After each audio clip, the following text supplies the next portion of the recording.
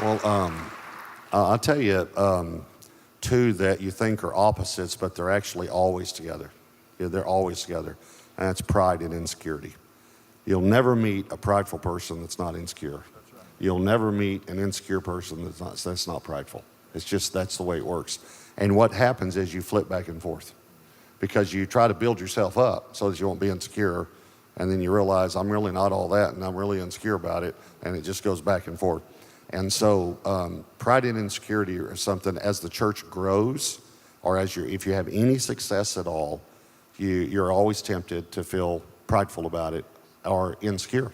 And I can remember with insecurity, me telling the Lord one time, I'm real honest when I talk to the Lord. And so he catches me, on things, that I say and turns it around on me, and so he's good at that. So I was saying, Lord, it's just gotten so big. It's just gotten so big. It's just, I'm just telling this.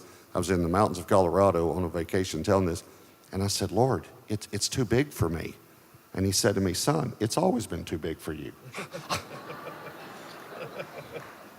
It's just, you're just now figuring it out. It's always been too big for you.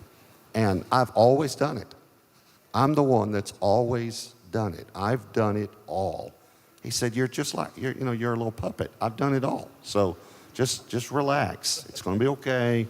And so you go to another level. So you always have to go to, it's not maybe another level, could sound like a higher level, but you always have to be changing things, your schedule, people, the more you rely on people.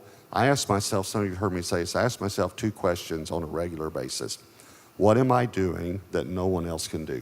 Now, I don't mean no one else could do it if I were not the senior pastor of Gateway, but what am I doing that no one else should do? As a senior pastor, I should lead the elders' meetings. I should prepare the messages for the weekend. I should oversee the pulpit. I should lead the staff as the leader, not run the staff. So those are things that, what am I doing that no one else should do? The other question is, what am I doing that someone else should do or someone else could do? And I'm constantly trying to offload things off my plate. And just one other thing is schedule. Don't do your schedule by yourself. Have someone help you do your schedule. Have a team, someone do your schedule, because you will. It's always burnout. It's always going too much, and you always think you can do another birthday party. It's their 40th, it's their 50th, it's their 60th, and you have to be their pastor, and you can do this and you can do that. It's always, so have someone help you with your schedule and get your schedule, get a budget, a matrix for your schedule. You only have so much money. People have said time and money are the only commodities. That's not true. Time is not a commodity because you can't make more. Money is a commodity. You can make more money, but you can't make more time. And everyone here has the same amount. We're all the exact same when it comes to time. We all have 24 hours a day. So then you've got to think about add and subtract like a budget.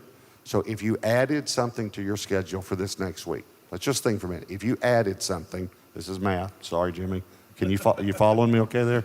Okay, I'm kidding. If you added something to your schedule next week, what did you subtract? Because now you're... Say that one more time. If you added something to your schedule, what did you subtract? Here's why. Because you're now over budget. For next week, you're over budget. If you had, let's say, $500 for next week, or $1,000 for next week, or $1,500, whatever your income is, if you bought something, where did it come from in your budget? Now, if you had savings set aside, or if you had it set aside for appliance breakdown, that's where it came from. I understand that. So in a schedule, you have to have time set aside for emergencies. That's good. But if you don't, if you take money for a bigger car, did you take it from your vacation fund? Did you take it from your clothing fund? Did you take it from your housing fund? Where'd you take it? Because it's not going to appear. So it's the exact same thing with time. If you can think about it that way, if you added something to your schedule next week, what did you subtract? Because it came from your study time or your family time or your office time. It came from somewhere.